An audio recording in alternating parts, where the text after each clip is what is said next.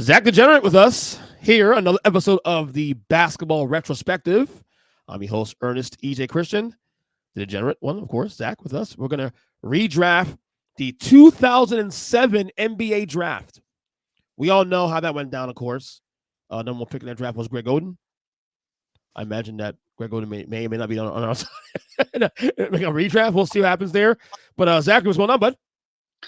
Dude, man, this was one of my favorite years betting college basketball. Was it really? Degenerate, of course. Yes. This was literally when the Gators won back-to-back national titles. Greg Oden and Mike Conley Jr. were playing together at Ohio State. I mean, this was a wonderful time in college basketball. I have known you almost 20 years. I don't think I remember. I've never known you not to gamble. So, yeah. Like I said, There's no years me. There's no years me that doesn't stand out to me in terms of like gambling. You know, this is who you are. You are a hustle, and one of my first words I ever learned was bet. America's. This is why I call you on this show, America's First Degenerate. You know. So anyway, we're gonna redraft in hindsight the 2007 NBA draft. Again, you have notable names in there like Kevin Durant and Thaddeus Young and Joakim Noah, and we have Gary Neal and things that where do some of these guys who were first pick at the same way. We'll see. We're gonna redraft it. So we did the not the coin toss. We did the randomizer early before the show started, and Zach won the first pick of the draft. Look, I don't think there's any question where this is going to go. The one pick in the draft. Number one is who? Come on. Hey, motherfucking D. That's right. Top 15 player of all time. What? No. Top 15? Top 20? Top 20, maybe. I'll give 15. I'll give 15 still. I'll give 15 love. You're insane. Okay. All the disrespect you throw out to players. I guess with KD, though, like, I think the only thing I will say on KD's career, because obviously he should have been number one in this pick on this draft. He was number two originally. The only thing I think at this point is what could have been. I guess it's more so about what if he stayed at OKC? What if he won a title in OKC? How we perceive KD's legacy going forward. Because as you said, you're saying 2015, you're saying that because of decisions he's made post Golden State, post OKC, going to Brooklyn, going to Phoenix, of course. And I feel like if he had won a title, let's say he won 2000 OKC versus 2000 Golden State, we look at him as probably a top 10 guy, and we're not having a conversation. Well, here's another thing. How about instead of doing a what if of OKC, what would have happened had he gotten drafted by Portland instead? That's true. OKC would never exist. They would be a small market franchise being rudderless their entire franchise. Very true. Very true. So, no, I'm with you, man. KD, number one pick. No one's going to question that. He was number two in the draft, so obviously they wasn't that far off. Second pick in the draft for me on this redraft. Take it, Al Horford. Ooh. Al Horford, borderline Hall of Famer. This is a shock to me. What's a shock to you? Who on this list? Who on this list is better than Al Horford? Really? I mean, that had to be a career Al Horford. Honestly, like Al Horford to me, honestly, first off, is probably the last guy on here who might be a Hall of Famer. I didn't say he's going to be, but he has a case to it. He has a case for it. Did you read this whole list? I sure did. Okay, well, I'm running up to the stage right now before you can explain your number two, and I'm putting down at number 3, Marc Gasol. I think Horford. I had him at number 3 too. I was hoping he slipped past that, but I think Horford's better than Gasol personally. Real quick, though. Defensive Player of the Year, Marc Gasol. Okay. Over longevity, Horford. Al Horford, 15 years in the league, 5-time All-Star. Yeah, he was great. Career is advanced. You want to know a secret? I had him at number 2 till I got to the second round. And then I was like, oh, hell no. Mark got to go up higher. Yep. Trying to find the averages here. This stats thing is not helping here on this there. Al Horford got a great career. No, I agree with Gasol on 3. Honestly, what he did in Atlanta was phenomenal. Dude, Atlanta was they weren't gonna break any trends here. They were a solid team for those years. They were a 45 plus win team every year. They will They go to the won playoffs. 60 games under Yeah, and, Buck. and then the one year the one year in 2014 they went to the conference finals with him and Joe Johnson. So they were a good team with him. Yeah. 5-time All Star. It is what it is. But yeah. So three Gasol, Marcus Gasol. Obviously, you said Depoy in 2013. I think it was. 2013, 2014, something like Yeah, that. yeah. I Project. mean, he was a heart. He was the backbone. He was their inside presence. He was drafted in the second round, right? Number Yeah. 48, actually, no, 48th pick in the draft. Um, feels like as good as he was in those years in Memphis, his career kind of just sputtered like faster than it should have. Well, he took a beating because he was carrying those teams. Yeah, I mean, he was having back problems like year 3, year 4 there. yeah, yeah. He was a good player, 14 points a game. He was very reliable too. I mean, his last couple of years, obviously, obviously a lot of injuries, but other than 2015, he was playing pretty much. And maybe 2014, he played pretty much 60 plus games a year and without a problem. Um, he was a good player. He actually showed ability at times to stretch the floor. Was I won't say he's as good as his brother Paul, but No, no, not at all. but Gasol, I think had he had a couple more years in Memphis, had he stay healthier, maybe a little bit, he might have had a Hall of Fame case also too. I think he still does. You think he still does? 14 points a game, maybe. I don't know about that though. I mean, maybe we'll see. Well, that's when the third pick in the draft, you have Marcus Gasol. All right, number 4 for me. Oh, I have the fourth pick. By the way, we're going to each draft 7 players, 14 picks here. Uh, I'm going to go Mike Conley. Hey, his teammate. Yeah, Mike Conley. Still in the league now. Solid career. Actually, he's been a good veteran in Utah. Um, he's been a good player. He got massively overpaid in that big contract. And was that the same year they did the smoothing the contract, the smoothing of the salary, 2016? Yeah, Yeah, got that he massive became the contract. highest paid player in the league for 1 year. Yeah, for 1 year.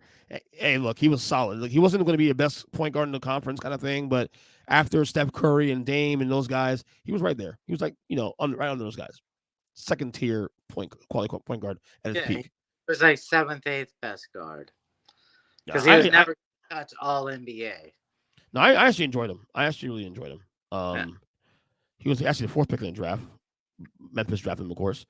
Let me see some stats here that stand out here. He made one All Star game. Average for his career 14 points a game. Um, yeah, he was a solid player.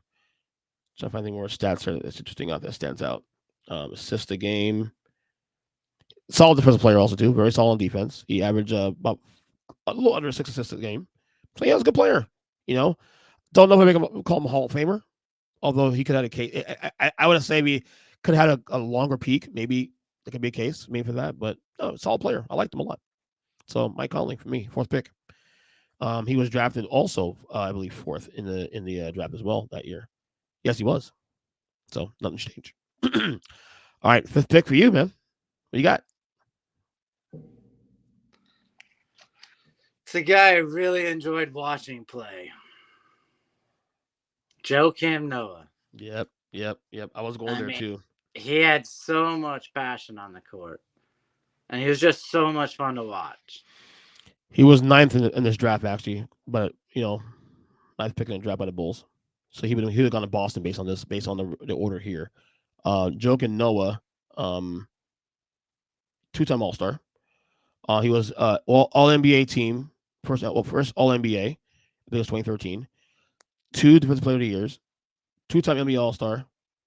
Wait, 2-time All NBA Defensive Team. 2-time NBA All Star. And yeah, not a bad career, man. And he's a guy that honestly fell off pretty quick though too. He took a lot of like Gasol you mentioned. Yeah, He took a lot of beatings. And and I think it's playing so on Thibodeau. New York. It was like it crumbled. Yeah. I don't understand why. I guess the physical nature of playing on Thibodeau and playing Chicago. He was actually in the MVP race in 2013 also too. Remember that?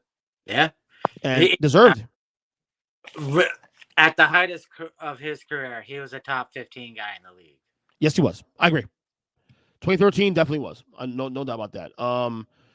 He now obviously numbers don't show this though because his peak in scoring was in 2013 2014. He averaged a little under 12 13 points a game. He averaged for his career 8.5 points a game, eight three quarters a game. But a lot of, the way we view Draymond Green in terms of like the numbers don't show the value, he's that guy. That's Noah. Oh, absolutely. You know, No, so and when you watch a big guy his size lay it all out on the floor night in, night out the way he did, and Tibbs' defensive system, you couldn't help but love the guy. mm-hmm. Now Noah's before five. I like the Noah pick. All right, so my turn here, number 6 in this draft. I'm scanning through this thing here. I'm gonna go Jeff Green. Ooh. Jeff Green. He was drafted actually. If I look to this list here, but Jeff Green was a solid player. OKC drafted him. I know that. Went to he ended up becoming a journeyman. I remember saying Jeff Green could have been a really good like.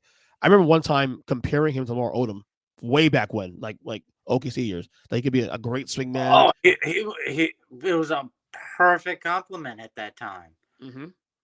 because he was on his way to being that. And it was one of those situations in OKC where they got rid of him a year earlier than they had to pay for him. And so he was just a casualty of the situation there. Yeah, he had Westbrook on the come up. You had obviously Ibaka and Harden as well too. Jeff Green was actually drafted. Let me see here. He was drafted. Damn, I can't Was find it it. lottery? He was on. He was undrafted. He's somewhere in here. No, Jeff Green was like almost Oh lottery. yeah, no, he's fifth pick. Yeah, yeah, he was drafted by Boston actually. There you Then go. traded to Seattle. Um, Oh, so you move the KD down to OKC. yeah, yep. He was a solid player. I thought he was a really solid player. He's still in the league now. He's in Denver now. He's been in the league since then. He's a pretty good player. Been in the league 14 years, like I said. Yeah, nothing wrong with him. He averaged 12 points a game. To his career. So solid career. Solid career. Had a heart issue, I think, years ago. I feel like he's one of those guys also too that he can score one game, 40 something points in the game, like out of nowhere. He did this a couple times actually. Uh, And then he'll want another game be like dead silent. You like where the hell did he go? Like where is he? So, but yeah, Jeff Green for the sixth pick of the draft for me. Solid, like a solid player. All right, number 7 pick. Who you got? I think this is gonna be our first overseas guy. No, I've already taken one. Take that back. Marco Bellinelli. Oh, I have him on my list too. Yeah, I liked him actually in San Antonio, especially. an absolute great shooter, clutch shooter in the playoffs. He had some huge minutes on one of their title runs. So what better career can you have than a championship career where you know you contributed? You aren't like some bench warmer who didn't even see the playoffs till it was a blowout with a minute to go. Yeah, yeah. And I think He he averaged almost 10 points a game over his career. I'll say that right now. He was drafted with the 18th pick for Golden State in 2007. Um, he averaged a hair about under 10. Yeah. Yeah, solid player, great 3-point shooter. Yeah. I You mean, know, for a moment in time, he was playing 30 minutes a game. hmm He was playing every game in a season.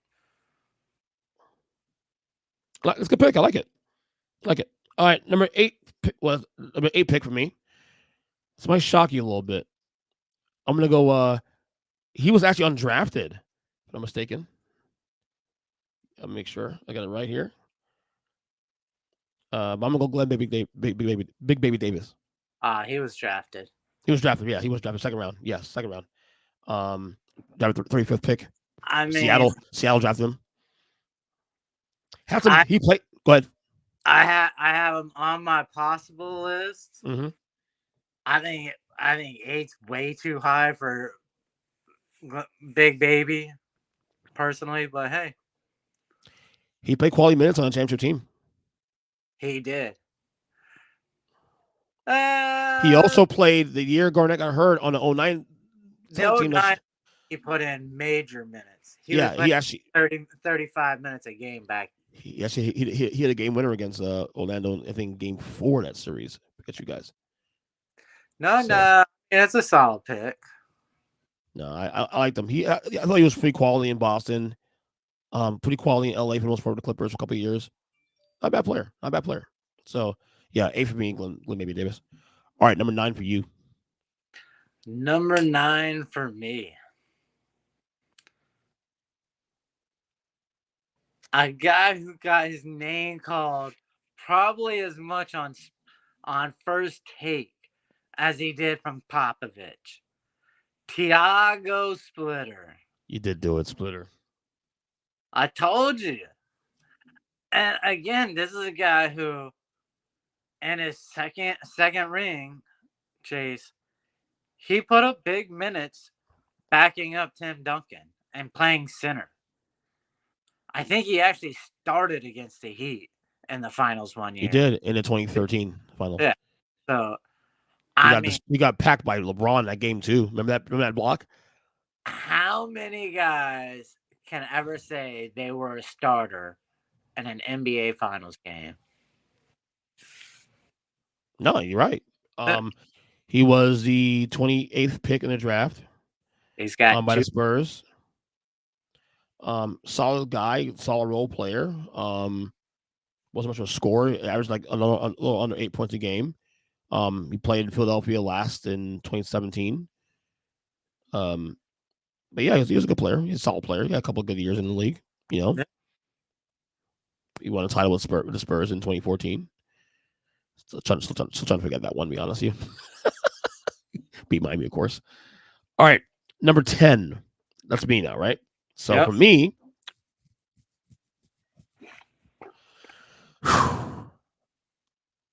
I'm gonna go. You know what? I'm going Jared Dudley. Ooh, I thought you'd go LA, but not with Dudley. He was solid for the Phoenix Suns a little while. Yeah. He's probably a 7th best player, but good shooter, good locker room guy. That's pretty good in media. Surprised I haven't seen much of him out doing media stuff really outside. But I liked him a lot. So you got to find where he was drafted real quick. He was drafted 2nd round, right? Don't Yeah. see him here. You 2nd round? Second round. He was 2nd round? I don't see it. Or actually, no, first round, I believe. I think late Yep. teens. Charlotte drafted him the 22nd pick. Charlotte. It says a power forward, so it's really small forward. He last played in the league in 2021. Played on the Bubble Lakers title team. Average 7 points a game. Not bad. I mean, look, he had a long career. His best years in Phoenix, obviously. He averaged like 10, 12 points a game. You know what I mean? Those Steve Nash teams that were pretty good still before Nash left. Yeah, he had a solid career. I liked him a lot. He was good. Jared Dudley, is my 10th pick. All right, number 11. I'm going to take Dudley's teammate, Nick Young. I believe he was like one of the first Kardashians. I used to call him J.R. Smith Light. You know, he lived for the NBA. He's what every young boy dreams about when they dream about making the NBA. And he lived that lifestyle, so power to him. He got some nice jewelry out of it. He got to start for a little bit, put up some points. I think he even had a 40-point game in his career. So, with the 11th pick, give me Nick Young. I like that one. A little flashy, He was a good At the player, 11th though. pick, you're taking a reach, hoping for a star. Yeah, he had a decent career in the league. I mean, I'm not gonna knock it, of course. 12th pick for me. I might shock you. This guy we haven't seen in the league a couple years though, but this guy actually had a really. I thought this guy could have been a potential star had he stayed healthy. What Aaron Aflalo? Ooh, I have him on my list. Yeah, he actually peaked in 2013, 2014 with you guys in Orlando. Yeah. Averaged 18 points a game. But he actually between 2010 and 20 I'd say 2014, 2015, he averaged like between 12 and 18 points a game. He was a good scorer. Um, just fell out of the NBA after 2018. He was gone. Don't know if it was injuries. I don't know what it was, but no All Star teams, nothing special there. But I thought if you could add him into your team, he's healthy. He could have been a really good swing man, maybe a 6 man in a year, possibly if used correctly. But I thought him. I remember thinking that him one day, him and Ty Lawson in Denver could have been a really good combo way back No, when. I mean he was an exciting player, Yeah, and he was one of those guys who just couldn't make an impact with the Magic. right. He played what 2 years there, Yeah, technically three. Came back for the year before he was out of the league. his scoring was just empty calories. Yeah, reminds me of Hassan Whiteside. All the numbers, but no impact on the game. Mm-hmm. All right, 13th pick for you, Zachary. This one's tough because I was gonna do a follow for Orlando, but since you took that away, now I don't know if I go with the third Gator or do I go with Carl Landry.